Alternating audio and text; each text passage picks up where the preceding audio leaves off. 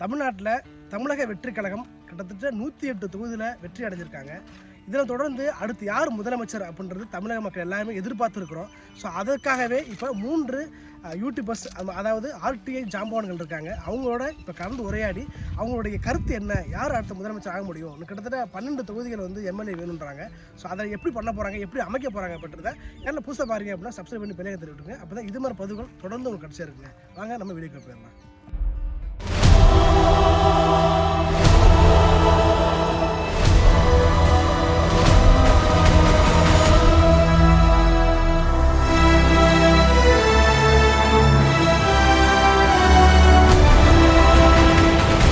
நாடு ஒரு வரலாறு படைச்சிருக்கு அப்படின்னு சொல்லலாம். 17வது சட்டமன்ற தேர்தலில் அந்த அளவுக்கு மக்கள் வாக்கு செலுத்தி ஒரு கட்சி பெரும்பான்மையான தொகுதி பிடிச்சிருக்கு. பெரும்பான்மை இல்லை, 108 சீட்டு பிடிச்சிருக்காங்க. ஆனால் ஆட்சி அமைக்கணும் அப்படின்னா ஒரு 12 சீட்டு பக்கமாக தேவைப்படுது. பரபரப்பான சூழ்நிலை நம்முடைய தமிழ்நாட்டில் போயிட்டுருக்கு. இதோடைய இல்லை, நான் உங்கள்கிட்ட கேட்க நினைக்கிறேன், இப்படியான சூழ்நிலை ஏற்கனவே இருந்திருக்கா, பார்த்துருக்கீங்களா? கண்டிப்பாக தமிழ்நாட்டில் நாங்கள் மற்ற அதர் ஸ்டேட்டில் தமிழ்நாட்டில் ஏங்க இப்போ 2016 அதிமுக ஆட்சி அமைக்கும் போது என்ன நடந்துச்சு? அது கூட்டணிக்குள்ள அவங்க கட்சிக்குள்ளேயே உடஞ்சிச்சு, பிரிஞ்சிச்சு, நடந்துச்சு, இதெல்லாம் நடந்துச்சு.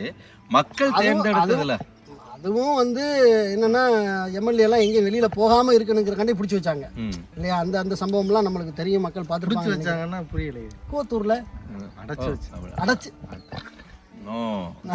இன்ப சுற்றுலா, அது இன்ப சுற்றுலா அந்த டான்ஸு மற்ற விஷயங்கள் எல்லாமே மகிழ்வுக்கு விதமாக நடந்துச்சு. இதே தான் வந்து தற்போது வந்து 108 தொகுதி டிவிக்கு ஜெயிச்சிருந்தாலும் இன்னும் 12 உறுப்பினர்களுடைய ஆதரவு சுச்சுவேஷன் இப்படியாக இருக்கு. ஒன்றும் இல்லை, இந்த தேர்தலே ஒரு வித்தியாசமான தேர்தல். இது என்ன ஒரு இயற்கை அமைப்பா என்னன்னு தெரியல. எதிர்கட்சி வரிசையில திமுக இருக்குது, அது தலைவர் அவர் எதிர்கட்சி வரிசையில அமர முடியல. முன்னாள் முதலமைச்சர் வெற்றி பெற்று அதிமுக இருக்குது, எதிர்கட்சி வரிசையிலேயே உட்கார முடியல. இதுல இல்லைன்னா ஆட்சி அமைப்பு புதுசா வந்த விஜய் ஆட்சி அமைப்பமா முடியாதாங்கிறத ஒரு குழப்பம் ஓடிக்கிட்டு இப்படியான ஒரு வித்தியாசமான ஒரு நிலையில இப்ப அமைஞ்சிருக்கு. இப்ப 108 இடம் ஜெயிச்சிருக்காருல்ல, 108ல் இப்போ ஒரு இடம் வந்துட்டு ரிசைன் பண்ணிடுவாரு, 107 தான். இப்போ நீங்க சொன்ன மாதிரி 12 இடம் தேவைப்படுது. எப்படியாக ஆட்சி, யார் வந்தால் ஆட்சி அமைக்கலாம் அப்படின்னா எப்படி நீங்க சொல்லுங்க, உங்க கருத்தை சொல்லுங்களேன். இப்போ வந்து பெரும்பான்மை சீட்டு யார்கிட்ட இருக்கு அப்படின்னா டிஎம்கே கூட்டணியில் அலைன்ஸில் இருக்கு, காங்கிரஸ்ல ஒரு 5 சீட்டு இருக்கு. அதை தாண்டினா வந்து இந்த பக்கம் அதிமுக கூட்டணியில் இருக்கக்கூடிய பாமகட்ட ஒரு 4 சீட்டு இருக்கு. அதை தாண்டி விடுதலை சிறுத்தைகிட்ட 2 இருக்கு, சிபிஎம்கிட்ட இருக்கு, அந்த அவங்கள்ட்ட 2 முஸ்லீம் லீக்ட்ட 2 இருக்குது, விசிகாட்ட 2 இருக்குது, அவங்கள்ட்ட 2 இருக்கு, தேமுதிக அது வந்துட்டு தேமுதிக சூரியன் உதயசூரியன் சின்னம் தினகரன்ட்ட 1 இருக்குது. இப்படி வந்து இருக்கு, செதஞ்சு கிடக்கு. பாஜக 1 இருக்கு இருக்கு. இருந்தாலும் அவங்க காங்கிரஸ் இருக்கும்போது அவங்க சேர்ந்து இருக்க மாட்டாங்கல்ல. காங்கிரஸ் கூட்டணி போதா பாஜக சேருமா? சேராது, அதில் வாய்ப்பு இல்லை. அதனால இப்போ இருக்க சூழ்நிலையில் பாமகவுடைய சப்போர்ட்டு கண்டிப்பாக எதிர்பார்ப்பாங்க. அப்படின்னா அதிமுக பொறுத்த வரைக்கும் கட்சிக்கு உள்ளே போகாமல் வெளியிலேருந்து ஆதரவு தர்றதாக வந்து சில செய்திகள். அது ரைட்டு. இப்போ பொதுவாக பார்த்தீங்கன்னா வெளியிலிருந்து ஆதரவுங்கிற போது அது எப்போதுமே ஒரு அபாயகரம் தான். அபாயம் தான் அதில். ஏன்னா ஒவ்வொரு தடவையும் வந்துட்டு நம்பிக்கை இல்லா தீர்மானம் அதை நிரூபிக்கணும்னு ஒரு, அதாவது தீமையில நிற்கிற மாதிரியே தீமையில நிற்கிற ஒரு அரசியல் சூழ்ச்சிக்காண்டி பயன்படுத்திக்கிட்டே இருப்பாங்க. அது பெரிய சிக்கல். ஏன்னா நீங்க சொன்ன மாதிரி 2016 அந்த கோலங்கள் தான் நடந்துச்சு. இப்போ என்னன்னா டிவிக்கு அவங்களுக்கு இப்போ இருக்க ஒரு சாய்ஸ் வந்துட்டு காங்கிரஸ் இருக்கு. காங்கிரஸ் 5 இடம், பாமக 4 இடம், 9 இடம். அடுத்து விடுதலை சிறுத்தை பாமக இருந்தால் வராது. கம்யூனிஸ்ட் 4 இடம் இருக்குது. ஸோ 9, 10, 13 இடம் அதுக்குள்ள வந்துருது. என்னன்னா இங்க தமிழ்நாட்டில் கம்யூனிஸ்ட் காங்கிரஸ் சேர்ந்துருவாங்க. ஆனா இங்க கேரளாவில் சண்டை ஓட்டிருப்பாங்க. அங்கே அது வந்து ஐஎன்டிஏ கூட்டணி, அது ஐஎன்டிஏ கூட்டணி. அதை பத்தி நமக்கு அவங்க சண்டை ஓடுவாங்க, சேருவாங்க. ஐஎன்டி கூட்டணியில் அது சாதாரண. இங்க இருக்கும்போது இப்படி தோல்ல கை போட்டுட்டு போவாங்க, அங்கே பண்ணோன்னு இப்படி நின்று சண்டை ஓட்டிட்டு போவாங்க. அரசியல் தந்திரங்கள் மக்கள் இப்ப நீங்க சொல்ற கருத்துல நான் உடன்படுறேன். எப்படி உடன்படுறேன்னா, எப்படி வந்துட்டு அங்கே சேர்றாங்க இங்கே பிரியறாங்கல்ல, ஏன் நீங்க தாவேக்காக தான் ஆட்சி அமைக்கணுங்கிறிய, ஏன் பங்காளிய 2 பேரும் ஒண்ணு சேர்ந்துட்டா? திராவிட கூட்டணிகள் ஒன்று சேர்ந்துட்டா, அப்ப திராவிட கூட்டணிகளே 120 பேர் வர்றாங்களே, பங்காளிகள் 2 பேரும் சண்டை போட்டு திடீர்னு வந்து 2 பேரும் நண்பர்கள் ஆயிடுவாங்களா? ஏன் திமுகவும் காங்கிரஸும் சண்டை 70 வருஷமா நீங்க 2 பேரும் அடிச்சுக்கிட்டே இருக்கலாம்னு. இப்ப 2 பேரும் அடிக்கிறதுக்கு ஒருத்தன் வர்றான்னு வைங்களேன், அப்ப நீங்க என்ன பண்ணுவீங்க? நீங்க 2 பேரும் தான் ஒண்ணு சேர்ந்து அவனை தாக்க முடியும். இல்லைங்க, சரி 2 பேரும் ஒண்ணு சேராங்க, யாரை எதிர்த்து அரசியல் பண்ணுவோம்? அவங்க இப்ப தானங்க வர்றாங்க, அவங்களை எதிர்த்து அரசியல் பண்ண என்ன? இப்ப இருக்க சூழ்நிலை யாரு எந்த ஆட்சி அமைச்சாலும் இப்ப எதிர்த்து அரசியல் பண்ண முடியாது. அடுத்த 5 வருஷம் கழிச்சு இப்பதான் வர்றாங்க. அதுக்குதான் மேல ஒருத்தர் இருக்கிறான்ல, அவனை திட்டிக்கிட்டு அரசியல் பண்ண வேண்டியதானே? ஆமால, அப்படி திட்டி தான் இது வந்துட்டு நம்ம சாதாரண சிரிக்கிற விஷயம் இல்லைன்னு. ஏன்னா இந்த இத்தனை 75 வருட ஆட்சியில நடக்கக்கூடிய இவங்கவுங்களும் விட்டு கொடுத்து நடந்த ஒவ்வொரு விஷயம் புதுசா வந்தவங்க போய் உட்காரும் போது என்ன எப்படியாக அங்க கோப்புகள் இருக்குன்னு தெரியாது. ரைட்டுங்களா?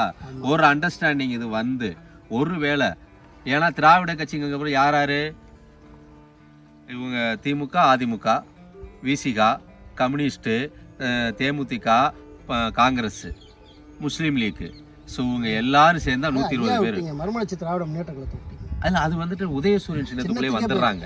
மக்கள் கட்சி இந்த 2 பேரும் உதயசூரியன் இருந்ததுனால அவங்கள பத்தி பேசலாம், அது அவங்க கண்ட்ரோல்ல போயிருக்கு. அவங்க வெளியில வந்தாலே கட்சி தாவலில் அவங்க பதவி போயிடும். அதை சொல்ல வரேன். 46 சட்டமன்ற உறுப்பினர்கள் அதிமுகவுக்கு இருக்காங்க. அதுல 3ல் 2 பங்குங்கிற போது 30 பேர் வெளியில வரணும். 30 பேர் வரணும்.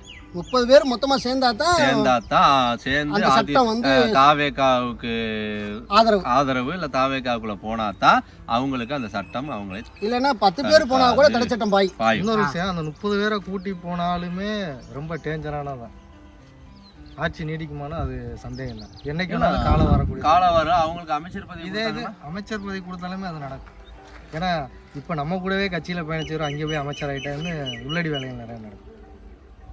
இருக்கலாம் மேபி வந்து அதனால சின்ன கட்சி சின்ன அமைப்புகளை, அதாவது 4 சீட்டு 5 சீட்டு வாங்கணும், அவங்களை கலெக்ட் பண்ணி கொண்டு போனோம்னா கட்சியே உள்ள வந்த மாதிரி ஆயிடும். இல்லை, அந்த சின்ன அமைப்புங்கிறது இங்கே இருக்கிறது.